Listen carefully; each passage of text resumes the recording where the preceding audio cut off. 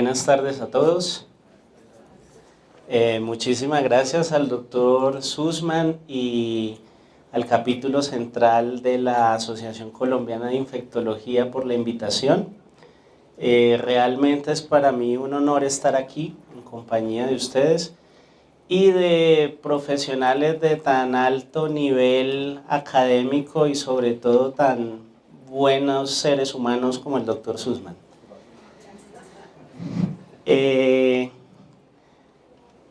Todos están aquí porque están muy interesados en el VIH, en las infecciones, y pues aquí yo voy a hablarles realmente de algo que está sucediendo a todos, que a veces como que no lo tenemos muy presente, y es que nos estamos envejeciendo, ¿sí?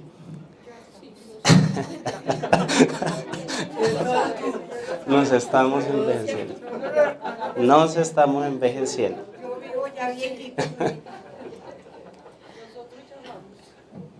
Y es que es una realidad inevitable. Yo tengo la oportunidad de dar clases en una universidad y me decían los estudiantes: ay doctor, ¿les interesa mucho la clase?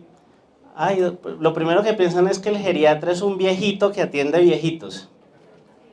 Entonces ya es el primer mito que se cae. O que el geriatra es un médico que formula los medicamentos a la mitad de la dosis. Por lo que son viejitos, entonces hay que bajarles la dosis. Y resulta que me decían los estudiantes: ay doctor, pero ¿qué hago? Yo no quiero llegar a viejito. La única solución es que muera pronto, porque de resto no hay manera de evitar llegar a la vejez. Doctor, ¿es rico llegar a viejito? Claro que sí, lo tengo clarísimo. Bueno, ya el doctor Sussman me presentó. Yo soy geriatra, me desempeño en mi ejercicio profesional en la clínica de Marlí.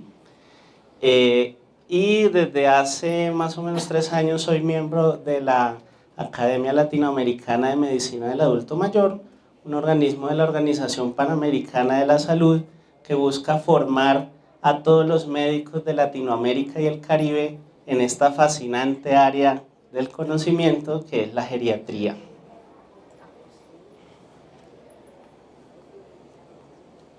Esto funciona.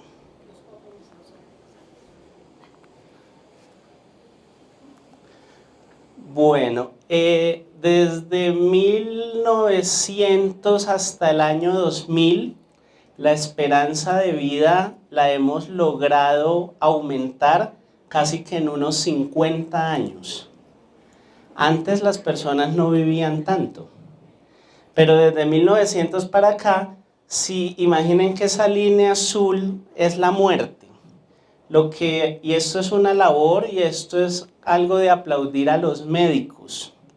Los médicos y la ciencia, básicamente, han logrado llevar esa línea de la muerte y correrla lo más posible, ¿sí?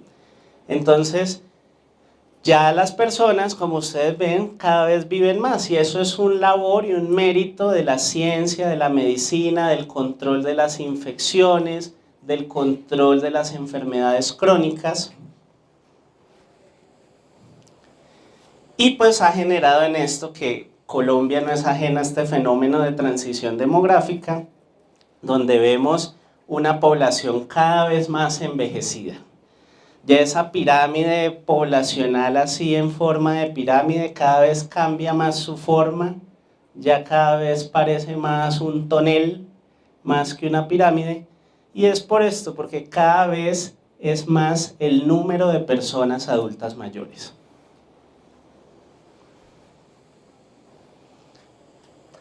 A veces me preguntan mucho porque como que no está muy claro, muy bien definido cuándo se considera que alguien es adulto mayor, ¿sí?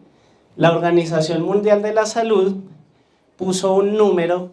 Yo la verdad no estoy muy de acuerdo, pero pues eso no lo digo yo, lo dice la Organización Mundial de la Salud, y es que se considera que uno es adulto mayor cuando tiene 60 años o más. ¿Sí? Desde el punto de vista de la geriatría, pues asumimos este punto de partida y consideramos que un paciente es adulto mayor después de los 60 años. Hablamos del paciente muy mayor, que es el que tiene más de 80 años, ¿sí? Hablamos del paciente centenario, que es el que logra llegar a cumplir 100 años. E incluso trabajamos mucho en esta especialidad con los pacientes que se denominan los supercentenarios, que son los que alcanzan a llegar a los 105 años. Bueno, mire, la doctora, la mamá es una supercentenaria. ¿Y qué pasa? Miren el peso que tiene el envejecimiento actualmente. Para el año que viene se espera que más o menos el 12.5% de la población tenga 60 años o más. Entonces hagan la cuenta de que nos estamos enfrentando a más de 6 millones de personas adultas mayores. Y esto implica que cuando uno tiene más edad, pues aparecen cosas que se atribuyen y que vienen con el proceso de envejecimiento.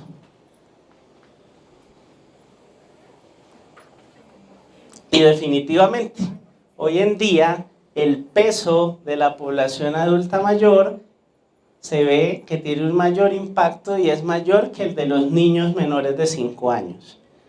Dentro de muy poco van a ser más las personas mayores de 60 años que los menores de 5 años. Y eso lo estamos viendo.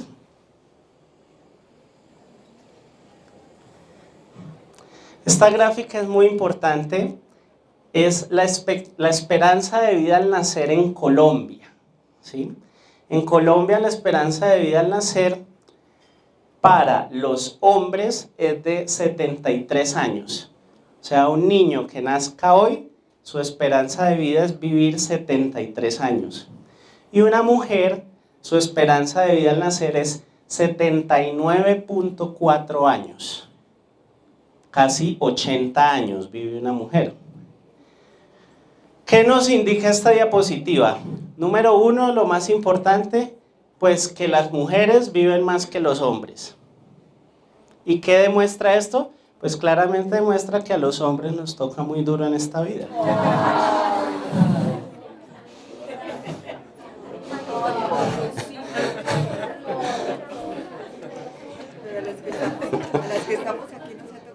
Bueno, mentiras. La verdad es que antes se creía que era más por factores sociológicos que las mujeres vivían más.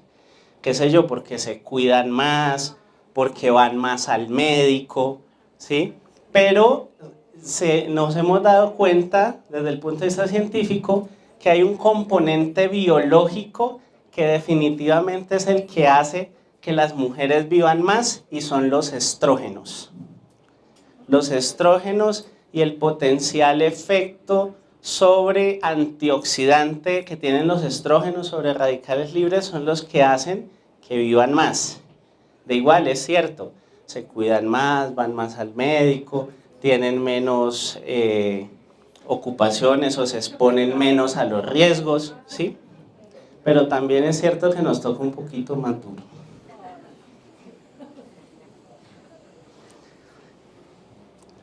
Y esto es muy importante. La línea verde, la línea superior, es la esperanza de vida de muchos países, ¿sí? Pero la línea de abajo, la línea de azul, es la esperanza de vida libre de discapacidad. Libre de discapacidad. ¿Qué quiere decir eso? Que el espacio que hay entre esas dos líneas son los años que vamos a vivir con discapacidad. Entonces, ¿qué sucede? Sí, estamos viviendo más, pero los años de vida que nos agregaron, que nos pusieron de más, lamentablemente los estamos viviendo con discapacidad. Y esto es muy importante porque discapacidad no es ese viejito que está postrado en una cama y que no se mueve, dicen, no, discapacidad es el simple hecho de yo dejar de hacer las cosas que me gustan, ya hablo de discapacidad. O sea, si una persona adulta mayor antes iba a la iglesia solo y ya no lo hace, ya está discapacitado. Si antes le gustaba salir con los amigos, ir al cine, viajar y ya no lo hace, ya está discapacitado.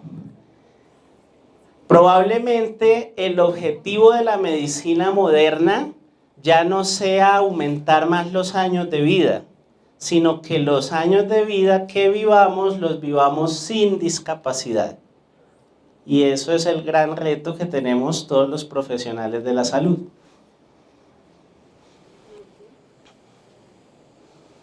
Es tan importante la discapacidad que tiene más impacto sobre la muerte que las mismas enfermedades. En este trabajo, los de arriba y los de abajo tienen varias enfermedades, tienen múltiples enfermedades. Lo único que los diferencia es que los de arriba no tienen discapacidad y los de abajo sí tienen discapacidad. Y el estudio muestra claramente que el solo hecho de tener discapacidad hace que la gente se muera más. Repito, teniendo las mismas enfermedades. ¿Esto qué quiere decir? Que uno, cuando llega a la vejez, uno no se muere ni de diabetes, ni de hipertensión, lo que lo mata a uno es discapacitarse. Está relacionado con la fragilidad, que más adelante lo vamos a ver. Entonces, muy importante, todos los profesionales que atienden patologías como el VIH, es obviamente, aparte de todo el control médico que se le debe hacer, es tratar y estar pendiente que mi paciente no entre en un estado de discapacidad, porque va a tener mayor impacto sobre su salud que la misma enfermedad.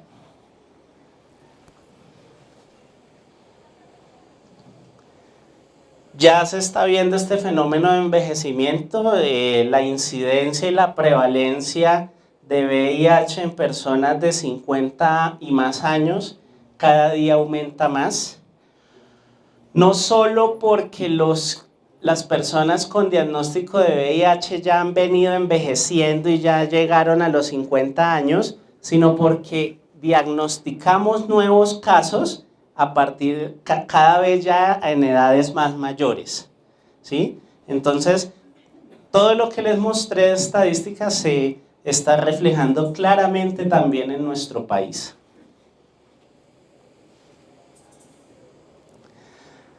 Algunos datos epidemiológicos adicionales: 50% de las personas que viven con la infección de VIH ya son mayores de 50 años.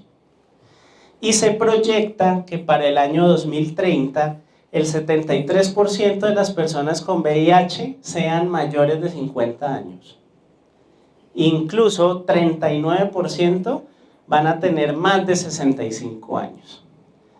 Entonces se nos va a venir un mundo envejecido y de pacientes con infección por VIH ya cada vez a edades más mayores.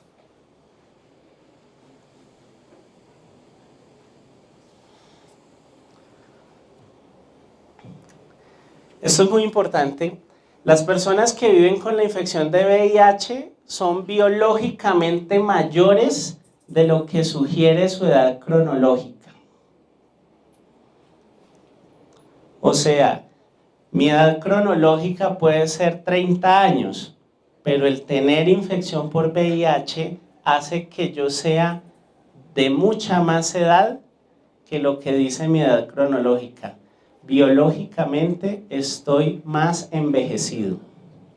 Ahorita vamos a ver por qué.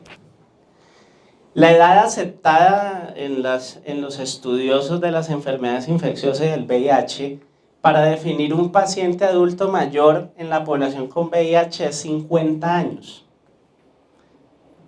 O sea, las personas, los pacientes que tienen VIH se consideran adultos mayores cuando tienen 50 años. No como la población general, que la consideramos a los 60. Entonces ya llevan 10 años de envejecimiento. Pero entonces viene la pregunta, ¿por qué adulto mayor a los 50 años? ¿Qué es lo que está pasando?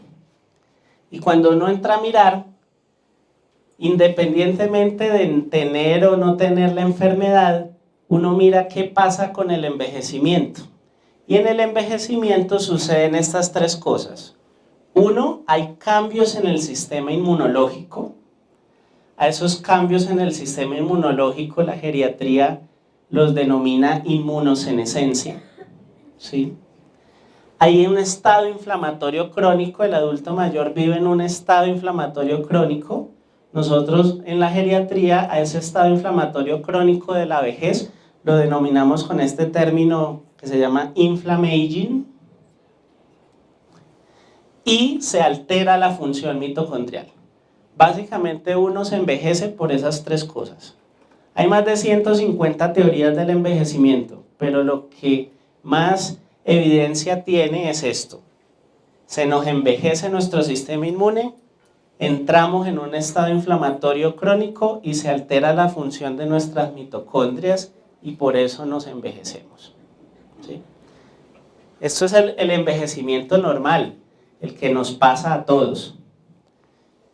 Pero cuando uno entra a ver las situaciones más frecuentes que suceden en la biología de un individuo, de una persona con VIH, encuentra esto.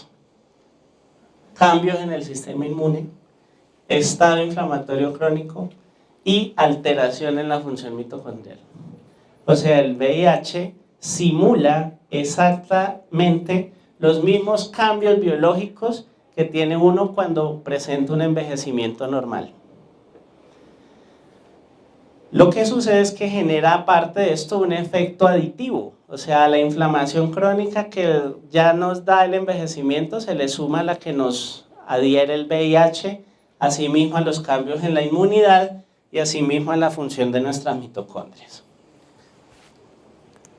¿Qué causa estos cambios en el sistema inmune? Tanto en la vejez como en la infección por VIH, nuestro sistema inmune cambia porque hay una activación crónica del sistema inmune. Obviamente, si yo soy adulto mayor, pues imagínense todas las veces que mi sistema inmunológico se ha tenido que activar.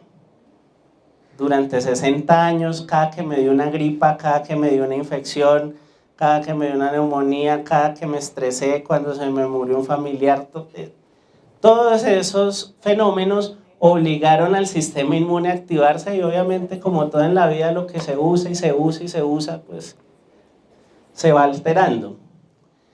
En el VIH sucede que hay persistencia de la replicación viral a nivel de reservorios, aparte la coinfección por otros virus, particularmente hepatitis B, hepatitis C y citomegalovirus también hace que el sistema inmune se active mucho.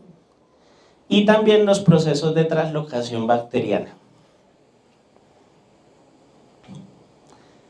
¿Qué otro cambio sucede? Disminuyen las células madres hematopoyéticas.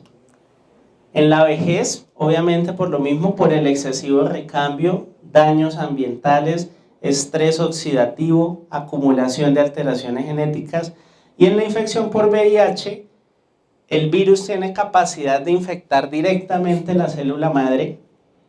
También tiene la capacidad de alterar el microambiente donde se encuentra la célula y afecta la síntesis de nuevas células madre. Pérdida de la función del timo, ¿sí?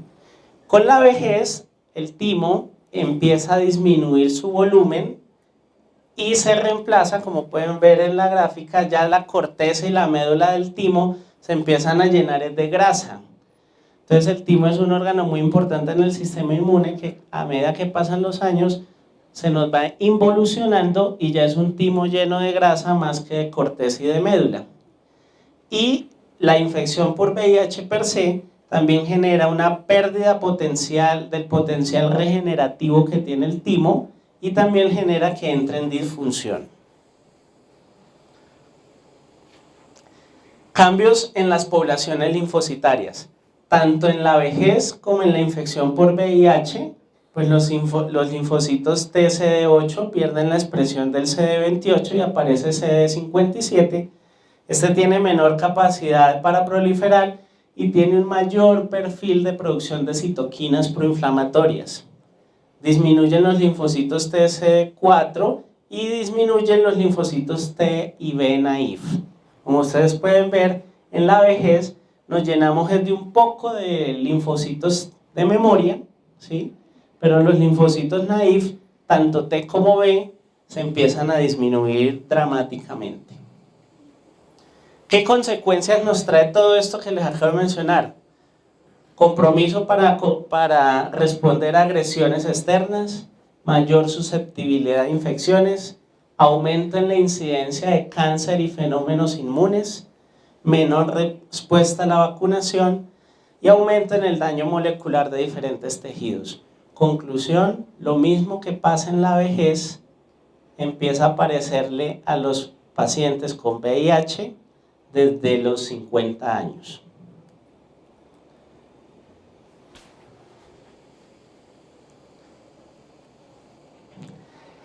El estado inflamatorio crónico en la infección por VIH se genera, como les dije también, una activación crónica del sistema inmune y porque cambia la distribución de la grasa corporal. El VIH per se genera este cambio, pero pues todos sabemos que también los tratamientos generan este cambio en la distribución de la grasa. Y este aumento del tejido adiposo a nivel visceral genera una liberación de citoquinas proinflamatorias muy potentes, ¿sí? Entonces, todo ese cambio en la distribución de la grasa de nuestros pacientes les genera un estado proinflamatorio crónico que pues tiene sus consecuencias.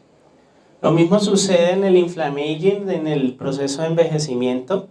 Esa alteración inflamatoria crónica es debida generalmente ya al envejecimiento de las células, a la presencia de radicales libres, que va a llevar a este estado inflamatorio crónico. Entonces, en el inflammaging se nos eleva el dímero D, se nos eleva la interleuquina 6 y la interleuquina 8, se eleva el factor de necrosis tumoral. En el paciente con infección por VIH, los niveles de interleuquina 6 son incluso 100% mayores. Factor de necrosis tumoral y proteína C reactiva, marcadores de activación de monocitos y macrófagos y los mismos niveles de dímero D elevados, lo cual genera que incluso no solo es un estado proinflamatorio, sino que también es un estado procoagulante, ¿sí? ¿Qué consecuencias tiene? El mismo desarrollo, enfermedad cardiovascular que se presenta en la vejez y se presenta en la infección por VIH, demencia asociada al VIH o demencia neurodegenerativa en la vejez, fragilidad, discapacidad y muerte. ¿No? La alteración en la función mitocondrial. Esta alteración, cuando uno llega a la vejez, genera liberación de radicales de oxígeno, activación de proteína P53 y en el VIH la disfunción mitocondrial secundaria a la misma pérdida de CD4 e incluso a la terapia antirretroviral. ¿Listo? Los inhibidores de la transcriptasa inversa análogos de nucleócido inhiben la síntesis mitocondrial, generan liberación de ADN mitocondrial con un potencial daño oxidativo, generando a su vez la alteración en el funcionamiento mitocondrial que me lleva a un estado de envejecimiento prematuro.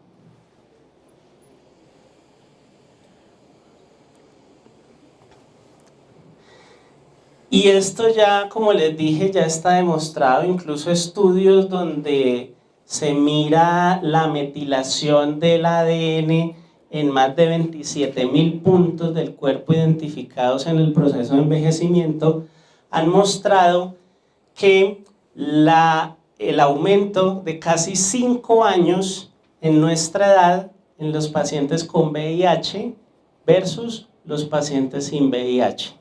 Conclusión, todos estos cambios que les mencioné a nivel de cambios en el sistema inmune, de inflamación crónica, de alteración en la función mitocondrial, generan que la persona con infección por VIH tenga un envejecimiento prematuro. No solo porque vemos la alta comorbilidad que empieza a aparecer, sino porque ya el estudio de marcadores biológicos de envejecimiento, como la metilación del ADN, han mostrado y han comprobado que en mínimo son 5 años más de envejecimiento lo que nos genera el tener la enfermedad.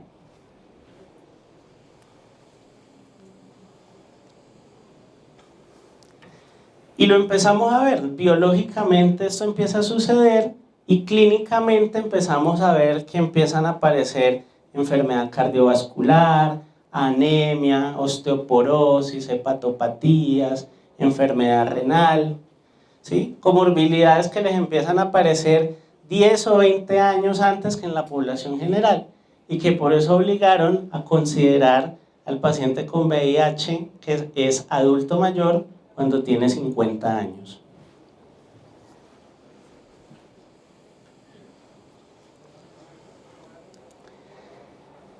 Los estudios han mostrado que, miren que a medida que avanza la edad, los pacientes incluso con VIH de 40 años, ya un alto porcentaje que presentan como mínimo 2 comorbilidades, pero ya hay porcentajes que tienen 3 o 4, y a medida que pasan los años, por ejemplo, cuando llegan a más de 60 años, la prevalencia de más de 4, incluso 5 comorbilidades empieza a ser muy evidente en estos pacientes. Ahorita mencionábamos el concepto de fragilidad. El concepto de fragilidad es un síndrome muy conocido y muy estudiado en la medicina geriátrica. Día tras día se ha ido extrapolando este síndrome y ha despertado el interés de otras especialidades, sobre todo cardiología, nefrología, ¿sí? ¿Por qué? Porque estos ya empezaron a darse cuenta que el adulto mayor que presenta este síndrome de fragilidad le va peor que al que no lo tiene. Peor en todos los desenlaces. Tienen mayor mortalidad, tienen menor capacidad de recuperación. Todos los desenlaces adversos negativos se aumentan en los adultos mayores que presentan fragilidad. Ya se viene una tendencia muy importante hacia identificar fragilidad en los pacientes que llegaron a la edad adulta mayor con infección por VIH. ¿Por qué? Porque sucedió lo mismo que en cardiología y en nefrología. Se dieron cuenta que a los pacientes con VIH frágiles les va peor en todos los aspectos. Entonces, el estudio de la fragilidad en pacientes con VIH tiene los mismos factores de riesgo. Cuando hay una situación social difícil, de bajos ingresos económicos, de un bajo nivel de estudio, eso me predispone a la fragilidad. Un estado nutricional deficiente o la presencia de obesidad central también. Elevación de marcadores inflamatorios como la interleuquina 6 y el dímero D son factores que me predisponen. Y incluso en VIH ya hay 2 factores de riesgo establecidos, y es que una carga viral alta y una cifra de linfocitos TCD4 muy baja, pues también es un factor de riesgo para desarrollar fragilidad. El diagnóstico de fragilidad tiene muchas maneras de hacerse, hay muchas escalas para diagnosticar fragilidad. Todos los estudios que se han hecho en fragilidad en pacientes con VIH han utilizado los criterios de Linda Fried. Básicamente son 5 criterios. Si yo tengo 3 o más criterios, ya me pueden considerar paciente frágil. Si tengo 1 o 2 criterios, estoy en un estado previo a la fragilidad. ¿Cuáles son esos criterios? Primero, pérdida de peso involuntaria, disminución de la fuerza, ¿sí? Esa pérdida de peso son más o menos perder 4.5 kilos en el último año. Disminución de la fuerza, que se puede medir a través de lo que se genera para lograr un buen apretón de mano. Velocidad lenta para caminar, baja actividad física y agotamiento autoinformado. En este estudio español, donde se evaluaron más de 100 pacientes en consulta de infectología, se identificó una prevalencia de fragilidad de 15.4%. Entonces, estamos hablando de un porcentaje muy importante. De 100 pacientes que ustedes manejen, 15 van a estar ante la presencia de un síndrome de fragilidad, con la consecuente riesgo de malos desenlaces a todo nivel. Y un estado de prefragilidad del 52%. Pero incluso el estudio logró demostrar que en los pacientes con VIH hay dos cosas que tienen una relación directa con fragilidad, y es, si uno de sus pacientes está deprimido, eso le aumenta el riesgo casi 9 veces de que se fragilice y que entre en fragilidad.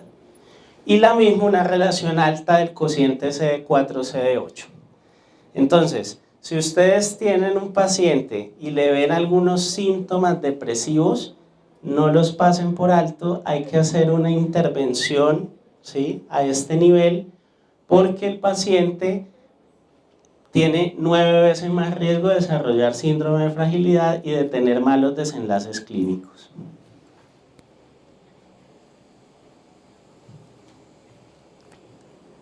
¿Se acuerdan de la gráfica que le mostré de lo importante que era el deterioro funcional en los adultos mayores?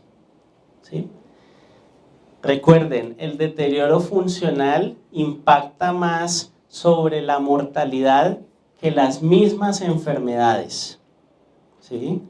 Yo puedo tener un grupo de enfermedades juntas, pero si esto no me deterioró funcionalmente, esto no me impacta mi mortalidad. Pero si ya impactó mi funcionalidad, eso me genera un mayor riesgo de muerte independiente de las enfermedades que tenga. Repito, cuando uno llega a la vejez, uno no se muere de las enfermedades.